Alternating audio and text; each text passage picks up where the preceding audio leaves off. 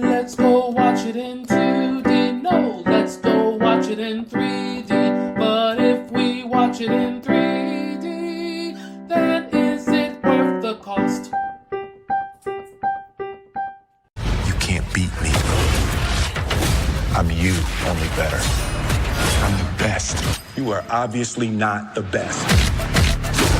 You had your time. It's my time now. Gemini Man. Hello, hello, hello. This is Adolf. I have with me Krista. Hello. And Jake. Howdy, folks. And welcome to 3D or 2D.com's review of Gemini Man. Now, Krista, you're the one that actually wrote this review. So, as always, we talk about the 3D element first. Krista, what did you think of the 3D? I thought the 3D was really for something. This is even though I didn't actually see this in an IMAX theater, it felt like it was in an IMAX theater because everything was just so deep and Ang Lee is a master of 3D. He's been he's a huge proponent of 3D. He's been working in 3D for a long time. He did Life of Pi, which is another excellent 3D movie. So he really knows what he's doing in terms of 3D filmmaking. And this wasn't like a quick conversion type 3D. This was very intentional. Yes. And you know, I love the 3D in here, especially combined with the high frame rate. I think it just made everything feel super real. Yeah, we will talk about the frame rate in this podcast quickly. We all watched it in the high frame rate of 60 frames per second. Is that correct? Yep. Yeah. Now, it was filmed in 120, and there's only a few places in the world that have it. So, it's a bit unfortunate, but that's Ang Lee's thing. He's really into high frame rate, and I feel kind of bad for him because all of his movies are in high frame rate, but none of them actually show in the way he makes them. He's ahead of his time. Now, Avatar sequels are supposed to be this way too, so maybe by the time those eventually come out, maybe the technology will catch up. So, let's talk about the 3D. What elements of the 3D did you like the most, Krista? The opening sequence where Will Smith is sitting on a hillside and he's watching this train. There's some very excellent 3D shots just in this opening sequence. We get a huge 3D shot of just the entire hillside. And we get an interesting one, which I'm not sure how they accomplish this, where the train actually curves around, like the camera's lens is curved or something, and it looked really cool in 3D. Now, for me, the water scenes were just oh my god. Oh, all the water scenes. I loved not even just the underwater scenes, but also the scenes where they're on the boat and there's just you see water spraying up into the air and stuff like that. I just love all the water stuff, and you can see all the little bubbles and Yeah, Jake, you have anything to add? Yeah, this is definitely one I'd give editor's choice. The scenes that absolutely blew me away to the point that my flight or fight reflex kicked in was when it was a battle thing towards the end where it's like a firefight in A store, yeah. the convenience store, and then it moved over to the hardware store. Oh my god. Yes.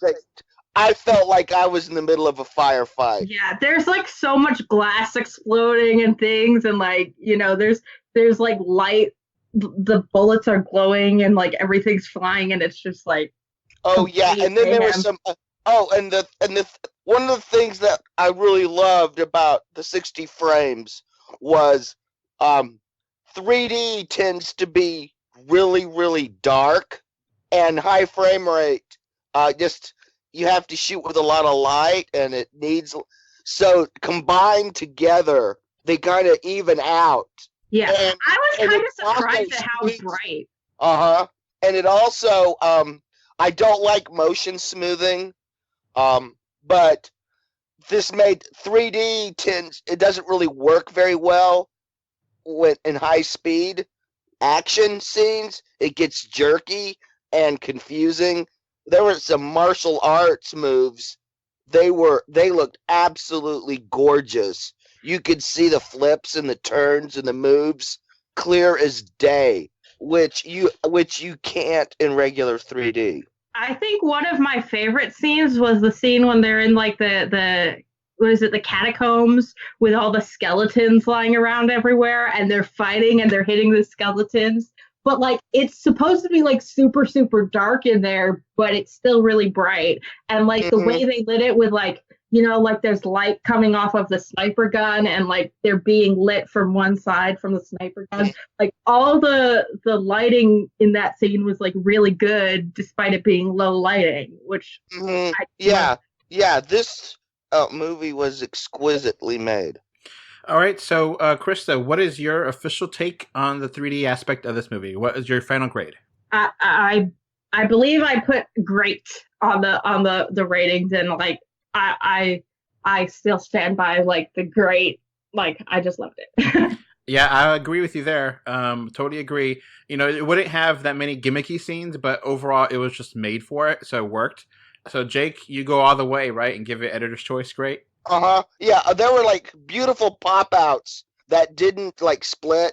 You know how a lot of things, weapons and stuff, when they point them at your face, it just splits.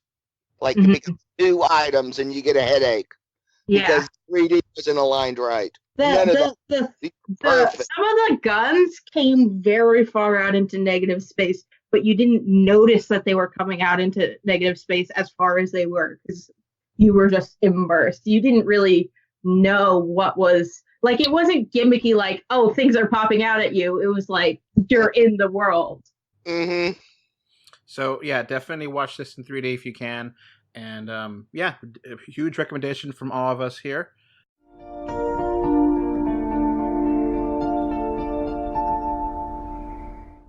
Now, let's go on to the movie aspect. So we all watched the movie, and it's basically a story of Henry, which is Will Smith, who wants to retire from a job being a sniper. Unfortunately for him, he has a target on his back, and the person targeting him is him, but a younger version of him.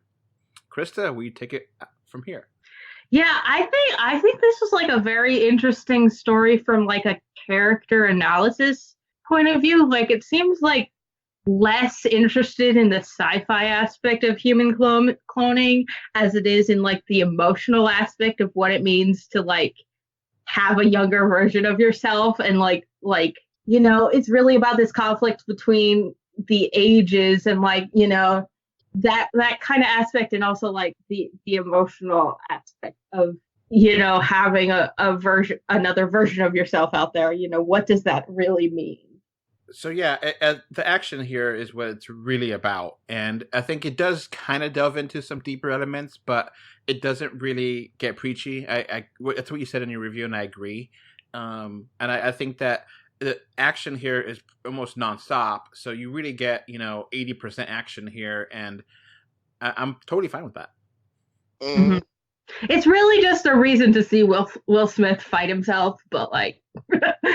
Now, Jake, what are your thoughts on the movie itself? Yeah, this wasn't preachy, but it still had some stuff had some really profound things to say.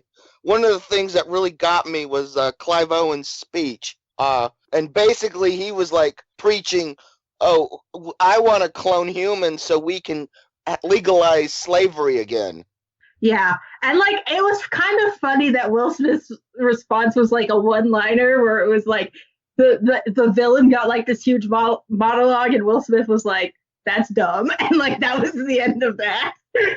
Yeah, because basically he was like, I want to bring back slavery. I mean, that's what he said. I mean, it just took him 100 words. Yeah, that basically that the cloning idea is that who cares if they're clones? They're just clones, and it doesn't matter. And it's interesting. Which is very, very screwed up when you think about the fact that he raised this one clone as his son, and like all the crap that the junior had to go through to reconcile that his father was this screwed up human being, and it's just like a super traumatic experience when you look at it from that point of view. Yeah. Now, the plot itself is pretty basic, and it wraps up a little bit easily. Oh, that's my main issue with the film is at the ending I completely lost the suspension of disbelief because it's too simply solved in the end, in my view. I want to. Yeah, this is one thing that confused me at the end. So let's just wrap this up. Let's get into spoilers in a minute. So Krista, what is your final verdict for the movie? I believe in my original review I gave it an 8 out of 10. Okay, I'll go next. I'll give it a 7. I did like it. I just kind of feel like the plot was a little bit basic, and I do think the ending was a little bit really too cute. Jake, what's your final verdict on the movie? I'm going to go with an 8. I know we're going to get a lot of... It seems like people are wanting to hate on this movie. I mean, yeah, it's basic. Yeah, Will Smith has basically played this character before. But there's just so much going on underneath the surface that I just think it warrants an 8. Yeah. No, the visuals are like a 10. It's like super pretty and super sharp. I think that's one of the things, like, if this movie were not done by Ang Lee, if it were not in such excellent 3D, if it were not, have all these technological innovations in the form of, all the CGI that had to go into young Will Smith and that kind of thing, then I don't think I would have cared about this movie nearly as much, to be honest. Yeah, I mean, if this had been starred Jared Butler and had been directed by Joe Johnston, I think we'd probably be giving this a 5. Mm-hmm. So I guess that's a wrap for the spoiler-free version. Bye. Bye. Bye. All right, before this podcast ends, I want to give a thank you to my patrons. Right now, we have one patron, which is David from Spain, and I want to thank you for your financial support. All right, so that's going to be it for this podcast. We now have a Patreon, and the link is in the description. Thanks for watching. And we are on Facebook, Twitter, Instagram, a little bit everywhere. Just look for us, 3D or 2D. And of course, review us on iTunes. And if you want to write us a letter, our email address is email3d or2d@gmail.com. So that's going to be it. Thanks for listening. Bye. Bye. Okay, bye. Bye. Bye, everyone.